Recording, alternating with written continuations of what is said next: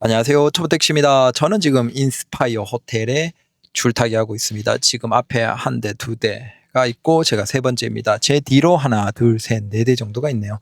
이제 한 일곱, 여덟 대 정도가 낮 시간에 대기를 하고 있네요. 자, 이번 영상의 주제는 개인 택시 참 좋다. 너무 뻔한 얘기죠. 정말 많이 한 얘기죠. 근데 왜 이런 얘기 하겠어요? 네, 컨텐츠가 별로 없습니다. 양해 부탁드립니다. 선생님, 저도 유튜브 왜 하겠어요? 돈 벌려고 하는 거예요. 이렇게 대기하고 쉬는 시간에 그냥 입 털면서 돈 좀 조금이라도 더 벌려고 하는 거예요. 양해 부탁드립니다. 좀 이해해 주십시오. 고맙습니다. 사랑합니다. 사고 나지 마시고 별일 없으시고 자, 무사히 집으로 귀가만 하셔도 정말 택시는 잘한 겁니다. 자, 그래서 개인 택시 장점에 대해서 또 뻔하지만 얘기해보고 그 다음 소나타 실련비. 와, 실련비 이게 가능하다고 아마 그 화면을 만들지 않았을까라고 생각이 됩니다. 썸네일을 그렇게 자극적으로 해야지 여러분들이 보시니까. 근데 실제 좀 놀라워요. 자, 요게 제가 타는 요건 그 어디더라? 시흥 백옷 거기입니다. 거기 가면 바닷가 근처 있죠. 그쪽에 한번 갔는데 손님 모시고 그쪽도 좋네요. 그래서 차 예쁘죠? 자, 일단 연비를 한번 보시죠. 굉장히 신기한 연비. 자, 이것도 그냥 고속 위주로 좀 달린 건데 새벽에 만약에 이걸 18장 정도 벌 때 물론 이제 근데 인천은 제가 생각하기에 매출을 만약에 서울에서 한 25만 원에서 27만 원 정도 매출 찍는 거 기준으로 비슷한 시간 비슷한 노력을 했을 때 자, 비슷하게 한 걸 얘기 드리는 거예요. 그러면 제가 생각하기에 인천은 한 18에서 20 정도를 벌지 않나. 그러니까 서울 대비 한 5에서 7만 원 정도가 좀 적은 것 같아요. 그래서 인천에서 한 25만 원 벌려면 거의 느낌상으로 서울에서 한 30에서 32만 원 정도는 찍는 그 정도의 노력이다라고 보시면 됩니다. 그래서 아무래도 사람이 좀 적죠. 그리고 범위가 크고 그러다 보니까 뭔가 주행 거리는 전반적으로 좀 더 길고 그렇다라는 겁니다. 그래도 저는 이제 만족을 하고 있습니다. 하루 보통 지금 보면 한 17에서 20만 원 정도를 찍는 것 같아요. 여기에서 이제 한 23에서 25까지 올라가려면 조금 피곤할 것 같아요. 제 입장에서는. 그래서 지금 일단 요 정도로 꾸준하게 하고 있다라고 생각하시면 됩니다. 그리고 이거 야간에 덜 막히는 위주로 막 달리면 역시나 자, 보시면 한 12, 평균이 12도 찍혀 있죠. 요 날은 아마 장거리가 많았던 것 같아요. 새벽이기도 하고 아마 이렇게 공항에서 왔다 갔다 하면서 안 막히는데 그냥 쫙 달리니까 괜찮게 나온 거고. 그런데 이건 이제 일반적으로 도심도 섞여 있는 운행이고 진짜 고속도로만 달린 연비가 보여드리겠습니다. 정말 놀라워서 그래요. 여기가 어디냐면 그 기흥입니다. 용인 그쪽 기흥. 그런데 이제 아침에 나왔죠. 새벽이죠. 새벽 5시 중반 송도에서 시작을 했습니다. 그리고 요즘에 뭐 카카오를 가급적이면 첫콜은 무조건 받아야 된다라는 얘기를 하시죠. 그래서 첫콜은 웬만하면 받아요. 근데 저는 타 지역으로는 잘 안 가려고 하거든요. 가급적이면 인천 안으로만 운행하기를 원합니다. 근데 문제는 이제 첫콜 같은 경우에는 뭔가 안 받으면 카카오가 좀 그렇게 해준다라는 얘기들이 있어서 무서워서 가급적이면 첫콜은 운행을 합니다. 웬만하면. 근데 첫콜이 마침 인천이 아니고 그 기흥이었어요. 그래서 어쩔 수 없이 간 거죠. 콜을 받아서. 그래서 송도에서 5시 중후반 정도의 손님을 모시고 기흥까지 가니까 대략 한 5, 60km, 50km? 50 몇 킬로 거리입니다. 근데 이때 제 차에 주행 가는 거리가 90km 정도가 떠 있는 상태였어요. 자, 여기에서 뭘 생각하냐면 우리가 차에서 주행 가는 거리가 뜨잖아요. 근데 이 주행 가는 거리가 실제 주행하는 것과 차이가 어떤지에 대해서 우리가 정리를 한번 해볼게요. 왜냐하면 이게 저는 기존에 전기차 탈 때는 많이 뒤었거든요. 전기 택시 타시는 분들은 아실 겁니다. 주행 가는 거리는 실제 고속으로 타면 그거보다 훨씬 못 나오죠. 도심은 오히려 괜찮아요. 전기차 같은 경우에는. 근데 고속은 살뜰릴 정도로 실제 주행 가는 거리 대비 하는 거리, 그러니까 실제 거리가 30km야. 근데 주행 가는 거리가 40km 찍혀 있어. 그러면 오히려 간당간당하다는 거예요. 실제 주행 가능 거리가 40이라고 찍혀 있지만 고속 위주로 달리면 실제보다 더 많이 떨어지거든요. 그래서 실제보다 못 달리는 거예요. 그러니까 표시된 것보다 못 달리는 거죠. 그래서 전기차는 고속도로에서 특히 겨울은 주행 가능 거리를 믿으면 안 돼요. 그러다가 퍼지는 경우가 굉장히 많습니다. 앵고 나서. 그래서 저도 막 달리다가 막 거의 너무 애매해서 그 히터 다 끄고 그러고 간 적도 있습니다. 근데 택시는 어쩔 수가 없죠. 근데 뭐 가스로 바꾸고 난 다음에는 그런 게 없습니다. 그냥 뭐 50이 남았던 40이 남았던 뭐 너무 적은 상태에서 있으면 가스차는 안 좋다라고 하지만 모르겠습니다. 그런 거 신경 안 쓰고 그냥 뭐 40, 50이 남아도 그냥 퇴근해요. 차 세워놓고 다음날에 또 오전발이 한두 손님 모시고 난 다음에 가스 충전소 지나갈 거잖아요. 뭐 근처 어디라도 있겠죠. 그러면 바로 넣으면 또 완충되니까 아무런 걱정 없이 그냥 요즘에는 삽니다. 그래서 90km 정도 남은 상태에서 첫 손님이 타고 기흥까지 간 거예요. 50km. 그러면 실제가 어떠냐 그 얘기를 드리려는 거예요. 근데 한번 보십시오. 진짜 깜짝 놀랐어요. 자, 송도에서 용인 기흥까지 갔는데 연비가 얼마나 왔을까요? 평균 연비. 지금 보이시나요? 거리가 한 55km가 나왔죠? 그리고 시간은 53분 걸렸습니다. 참고로 5시 중후반에 출발했으니까 막히지는 않았어요.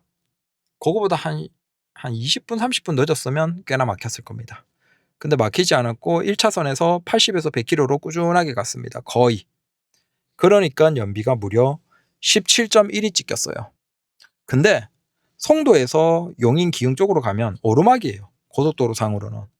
그래서 반대로 올 때 인천 쪽으로 올 때가 연비가 더 좋습니다. 그래서 보시면 17.1이 찍혔죠. 가는 시간 동안. 그러면 돌아올 때 어떨까요? 더 깜짝 놀랍니다. 자, 원래는 90km 가는 거리에서 50km를 갔고 그러면 얼마가 가능해야 돼요? 그러면 한 30, 20이 남아야 되잖아요. 근데 주행 가는 거리가 59km가 남았어요. 90에서 59km. 그러니까 실제 수치상으로는 41km 가능한 거리는 55km인데 연료상으로 보면 훨씬 적게 들었기 때문에 41km만 쓴 것이라고 보시면 됩니다. 그래서 주행 가는 거리가 다시 59km가 떠 있어요. 그러니까 기흥에서 바로 고속도로 올려서 안성, 인천으로 오는 그쪽에서 안성 휴게소에서 거리가 한 25km 되니까 그러면 용인에서 충전 안 하고 그냥 바로 나와도 되겠네 라고 싶은 거예요. 그래서 빈차로 그냥 새벽이니까 그냥 바로 나왔죠. 나오고 자 요게 안성입니다. 안성에서 휴게소에서 충전하면서 충전하기 직전에 찍은 거예요. 보시면 성도에서 기흥 갔다가 안성 휴게소까지 다시 온 거리 해서 91km 정도가 찍혀 있고 시간은 1시간 36분이죠. 네. 그런데 연비가 얼마가 찍혀 있습니까? 18km/L가 찍혀 있어요. 그리고 90km에서 시작해서 송도에서 기흥 갔다가 다시 안성 휴게소까지 왔음에도 불구하고 주행 가는 거리는 아직도 33km가 더 가능하다. 그래서 그냥 쥐어짜면서 왔으면 송도까지 와서 충전해도 됐을 거예요. 그러니까 보시면 그쪽에서 올 때는 내리막이니까 연비가 더 올라가는 거예요. 와, 기겁을 했죠. 아니 좋아도 이 정도로 좋아도 되나? 그리고 지금 보시면 원래 가스택시는 겨울에 연비가 안 좋아요. 물론 여름도 에어컨을 틀긴 하지만 겨울 같은 경우에는 이제 그 프로판이나 비율이 조금 그 시동을 위해서 그러니까 그 폭발력을 위해서 조금 더 보충을 하다 보니까 연비는 조금 떨어지죠. 겨울이 가스는 원래. 그럼에도 불구하고 지금 보시면 새벽이니까 마이너스 4도가 찍혀 있어요. 외기에. 근데 지금 연비가 18이 나오는 거예요. 와, 저도 오면서 여기에서 이 수치가 많이 나온다라고 하더라도 5에서 10% 정도를 까더라도 어마어마한 수치죠. 이게 뭐 제가 천천히 달리거나 그런 게 아니에요. 갈 때는 1차선에서 80에서 100km 갔고 올 때는 한 60에서 80 정도로 해서 이제 조금 막히니까 앞에 트럭 있는데 트럭 뒤에 붙어서 천천히 그냥 온 상태입니다. 그래서 와, 소나타가 연비가 진짜 미쳤구나. 저는 타면서도 참 신기해요. 연비가 너무 잘 나와서. 그래서 솔직히 이 정도면 서울은 모르겠어요. 서울은 연비가 좀 당연히 안 나오겠죠. 거기는 너무 막히니까. 근데 지방 같은 경우 뭐 제가 인천만 하더라도 서울보다는 훨씬 덜 막히고 차의 속도도 평균적으로 빠르고 그러니까 연비가 잘 나오고, 지방은 더더욱 차가 적고 연비가 잘 나오겠죠. 그래서 서울은 모르겠지만 경기 인천 분들이나 아니면 지방 분들은 굳이 뭐 하이브리드 연비 생각해서 다른 고민을 할 필요가 없다라는 겁니다. 하이브리드나 뭐 전기 택시나 이런 거 생각할 필요 없이 그냥 소나타나 K5 사시면 돼요. K5도 뭐 사실상 같은 엔진에 같은 미션이니까 거의 연비가 비슷하게 나오겠죠. 그래서 그냥 소나타 K5 사시면 연료비는 굉장히 아낀다, 네, 라는 겁니다. 그래서 소나타의 실연비가 어떠냐? 자, 제가 경험하기에 도심 연비. 근데 제가 서울은 안 몰아봐서 모르겠는데 서울의 낮 시간이면 한 7 중후반 나올 것 같아요. 7 중반? 그 정도 나올 것 같고, 경기나 인천의 낮 시간 정도면 제가 생각해 한 8 정도? 8에서 8 초반 중반? 그 정도가 나올 것 같고, 이제 그래도 좀 덜 막히는 시간대에 위주로 운행한다라고 하면 거의 9 초중반 이상 나올 거예요. 자, 이건 부정적일 때. 그다음에 괜찮은 고속도로 위주나 이런 식으로 올리기 시작하면 연비가 12, 13이 쉽게 나오고, 진짜 그냥 편하게 연비 주행으로 달려버리면 17, 18이 그냥 찢겨버리는 거예요. 고속도로 상에서는. 그래서 이 정도 연비면 사실 우리가 택시에서 다른 연료를 아끼기 위한 뭐 하이브리드니 전기니 이런 거 할 필요가 없어요. 걔들은 차값이 비싸고 개조를 해야 된다거나 뭐 많은 것들이 있잖아요. 근데 이건 그냥 2,500짜리 그냥 기본차의 연비가 이 정도니까. 그래서 이게 참 신기해요. 왜냐면 보통 국산차가 보면 다 안 줘요. 뭐 가격이 비싸거나 아니면 연비가 나쁘거나 아니면 공간이 작거나 차가 못생겼거나 뭔가는 다 이렇게 그런 게 있거든요. 근데 지금 소나타 택시는 보면, 자, 일단 차가 크지. 그리고 차가 예쁘잖아요. 못생겼지 않았잖아요. 차가 크고 차가 예쁘고 그다음 연비가 굉장히 좋고 그다음에 가격도 싸요. 2,500. 그러니까 이건 지금 사실 단점이 없는 차예요. 그래서 현대가 이렇게 차를 만들어 줄 이유가 없는데, 저도 타면서도 참 신기해요, 이게. 저는 아무 생각 없이 그냥 제일 싼 거 산다고 샀는데 왜 이럴까? 참 모르겠습니다. 제가 생각하기에는 현대가 사실상 중국 시장에서 어렵죠. 시장에서는. 그러다 보니까 공장은 유지해야 되는데 문제는 중국 시장에서 판매량은 어렵고 결국 한국 시장에 팔아야 되는데 한국 시장에 팔자니 노조가 반대하고 결국 노조와 타협한 게 그게 아닐까. 자, 일반적인 물량은 아닌 택시 물량으로 그래도 싸게 만들어야지 이건 팔리니까 택시 물량으로 해서 중국에서 만들고 한국에 공급해서 하겠다. 자, 그거 정도로 타협해서 한 게 아닐까라고 생각이 되는 거예요. 그러다 보니까 중국 공장을 최대한 이제 팽팽하게 돌려야 되죠. 그렇게 돌리기 위해서 생각보다 차를 너무 잘 만들어 버린 게 아닌가라는 생각이 드는 거예요. 그래서 우리 입장에서는 꿀이죠. 네. 그런데 참 신기하다. 타면 탈수록 어이없이 연비가 잘 나오니까. 그래서 연비 생각하거나 뭐 돈 생각하시는 분들은 딴 거 생각할 필요가 없습니다. 그냥 소나타 가스택시나 K5 가스택시 사시면 됩니다. 다만 K5는 조금 더 비싸고 소나타는 진짜 가격도 싼데 크고 예쁘고 연비 잘 나오고 끝. 택시로는 뭐 더 할 게 없죠. 네. 다만 이제 내가 뭐 조용한 걸 원한다. 내가 엄청난 스피드를 원한다. 뭐 아니면 집값이 나만 충전할 수 있는 완벽한 집값이 있다. 뭐 그런 사람들이야 뭐 전기차를 사셔도 되고, 아니면 나는 뭐 가솔린으로 하고 싶다. 뭐 아니면 난 한 번에 주행 거리가 뭐 한 800km, 1000km 이상 넘어가고 싶다. 그런 분들은 또 하이브리드를 개조하셔서 하셔도 되실 것이고. 근데 그게 아닌 지극히 일반적인 분들은 아무런 고민할 필요 없고 소나타 K5 하시면 되는데 그중에서도 소나타 저는 적극적으로 추천드린다. 이제 남은 건 한 가지죠. 내구성. 그래서 이건 제가 이제 열심히 타면서 장고장이 어느 정도 있는지는 아직 모르겠어요. 근데 우리가 아무래도 중국산이니까 문제가 좀 있지 않을까라는 생각도 있죠. 그건 이제 우리가 타보면 알겠죠. 근데 이미 이제 많이 타신 분들이 제 그 밑에 댓글을 적어 주시거든요. 근데 그 댓글의 내용들을 보면 괜찮아요. 뭐 3만 타신 분, 5만 타신 분, 6만 타신 분 정도 계시던데 그런 분들도 지금 뭐 크게 뭐 잔고장 없습니다. 괜찮습니다. 그런 얘기를 하시는 걸 보면 내구성도 크게 나쁘진 않지 않나라는 생각이 듭니다. 그래서 대단히 만족하고 있다라는 겁니다. 자, 이제 개인 택시 장점, 단점 너무 많이 했지만 컨텐츠가 없어서 그래요. 좀 양해해 주십시오. 부탁드립니다. 먹고 살자고 하는 거예요.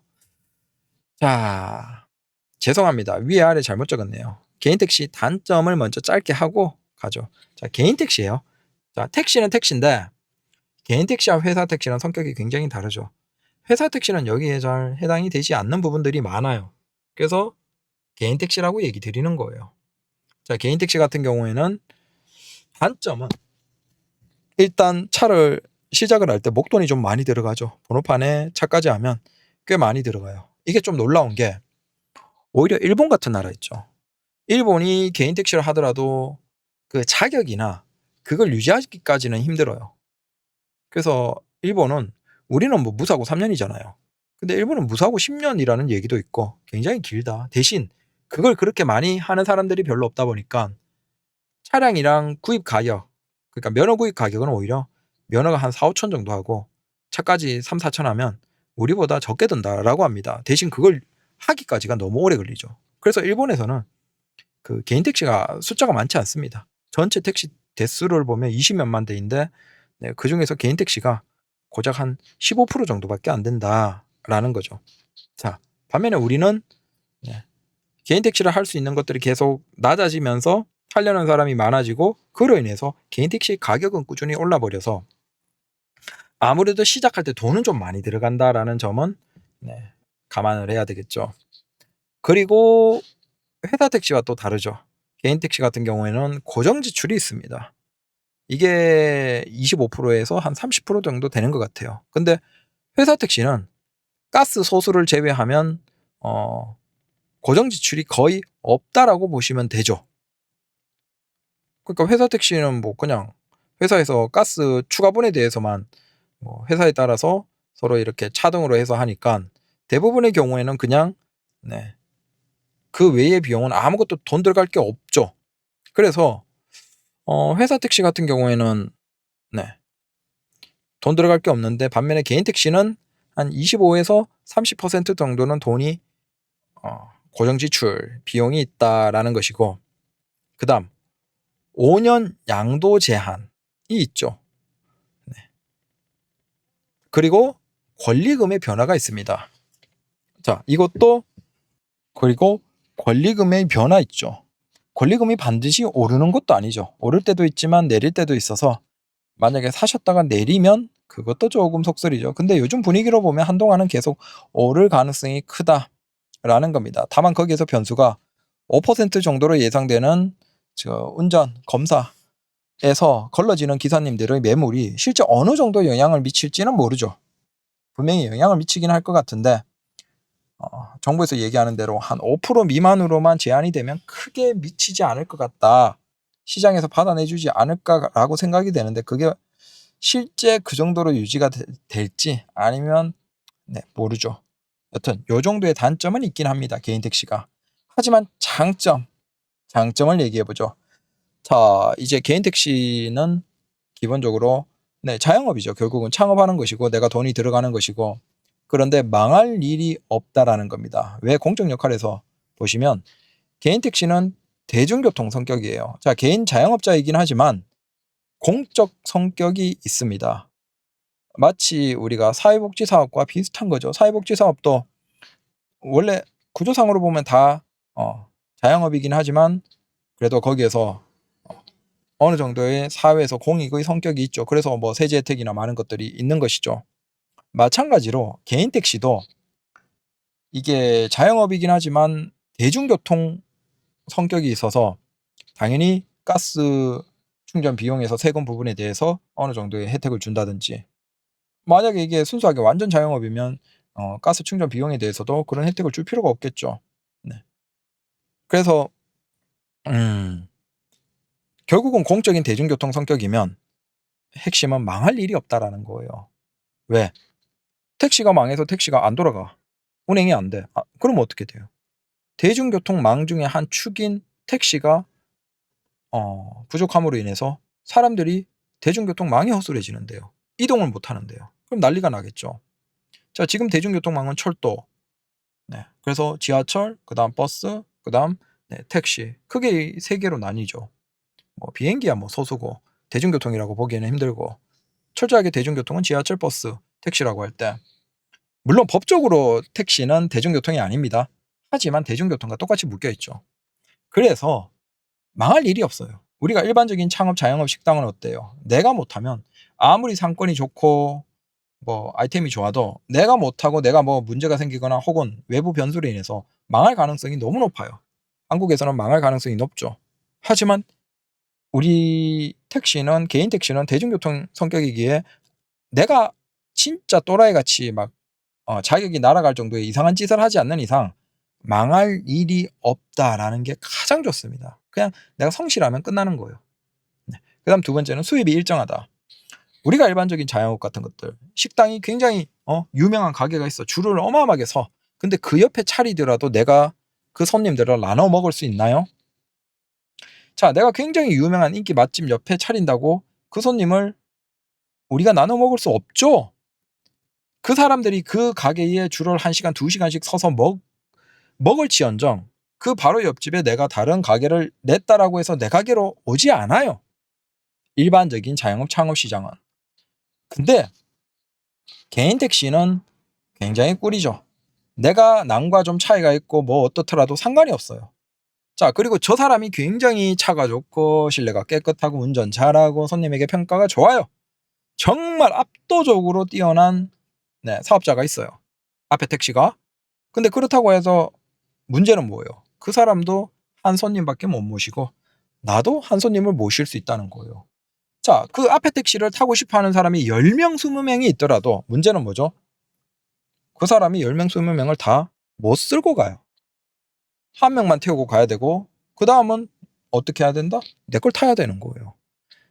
그러다 보니까 이게 자연스럽게 퍼지는 거예요. 일반적인 인기 있는 식당이나 자영업 같은 경우에는 이렇지 않죠. 잘하는 애들이 다 쓸어먹고 그러면 가게 더 크게 키우고 다 빨아먹어. 그래서 유명한 가게 옆에 임대가 얼마든지 많이 있을 수가 있는데 택시는 그게 불가능해요. 다 쓸어먹을 수가 없기 때문에, 구조상으로 대중교통 성격이라서. 그래서 수입이 일정해요. 수입이 골고루 퍼지는 거예요. 그래서 수입이 일정하다 보니까 내가 크게 고민할 필요가 없어. 그냥 내가 성실하게 하면, 물론 이제 하루하루 편차가 있긴 해요. 하지만 평범하게 성실하게 꾸준하게만 일을 하면 수입도 꾸준하게 갑니다. 결국은 길게 6개월, 1년, 2년 단위로 쭉 해보면 그냥 수입은 평형 비슷하게 가요. 어떤 날은 적기도 하지만 어떤 날은 또 많기도 하고 결국 평균 내면 똑같이 된다. 즉 수입이 일정하고 꾸준하다라는 게 개인 택시 엄청난 장점입니다. 자, 그리고 또 뭐가 있죠? 바로 자유롭다. 자, 시간, 근로 장소. 사실상 개인 택시는 지켜야 될 기본 법규만 지키면, 진입할 때 진입 자격 요건, 그 다음에 시작을 하면서 차량이나 지켜야 될 기본적인 것들만 지키면 그 외의 모든 것들이 자유입니다. 너무 자유로워서 문제인 게 택시죠. 그래서 일을 언제 시작하든 언제 끝내든 어떻게 일을 하든 아무런 제약이 없어요. 그리고 이 동네에서 시작하든 저 동네에서 시작하든 이 동네에서 끝내든 저 동네에서 끝내든 아무런 제약이 없습니다. 정말 무한대의 자유에 가깝죠. 그래서 너무 자유로워서 좀 게을러지는 게 있긴 해요. 하지만 정말 자유롭다. 자, 이런 것들은 회사 택시에서는 해당되지 않죠. 강제로 12시간을 근무하거나 1차이면 산학금, 기준금 같은 것들이 있기 때문에 결국은 일정 이상은 무조건 근로를 해야 되고, 가스 충전에 대한 것들도 지역적인 제한이 있다든지 다양한 형태의 제약이 많아요. 회사 택시는 엄밀히 보면 근로자라고 보면 되고 개인 택시와는 성격이 좀 다르다. 그리고 답답하지 않다라는 겁니다. 자, 밖에서 누구의 지시 없이 돌아다닙니다. 무한대의 자유로 아무런 제약 없이 그냥 돌아다니는 거예요. 그러다 보니까 그냥 우리 근무하는데 누가 지시합니까? 우리가 근무를 시작할 때 누구한테 보고를 하고 뭔가를 합니까? 그냥 차 시동 걸어놓고 나가서 타고 악셀 밟고 집 밖에 주차장 밖에 나가면서 바로 일을 시작하는 거예요. 아무런 뭔가 제약이 없죠. 너무나 자유롭죠. 그다음 자, 일하는 시간 자유. 앞에서 얘기한 것과 똑같지만 우리가 회사를 다니거나 뭔가 창업을 하더라도 시간에 대한 제약이 있죠. 근데 이 택시는 아무런 제약이 없어요. 회사원처럼 몇 시에 출근해야 되는 것도 없고 몇 시에 퇴근해야 되는 것도 없고, 자영업도 사실은 어느 정도 시간에 대한 제약이 있죠. 왜냐하면 손님들이 오는 시간이 있는데 손님들이 딱 왔는데 문을 닫았어. 아, 오늘은 사장이 게을렀어. 늦게 열었어. 그런 거 경험하면 가게 망해요. 꾸준하게 손님들 오기 전에 열어놓고 손님들 다 가고 난 다음에 문을 닫고 해야 되죠. 근데 우리 개인 택시는 어때요? 내가 오늘은 조금 일찍 퇴근했다고 이제 내일부터는 손님 없나요? 내가 뭐 오늘은 일을 안 하고 쉬었다고 해서 내일은 그러면 손님들이 이 기사는, 초보 택시 기사는 어제 쉬었으니까 이 택시는 안 타, 이런 거 하나요? 아무런 것도 없어요. 그래서 일하는 시간 자체가 그냥 너무 자유로워요.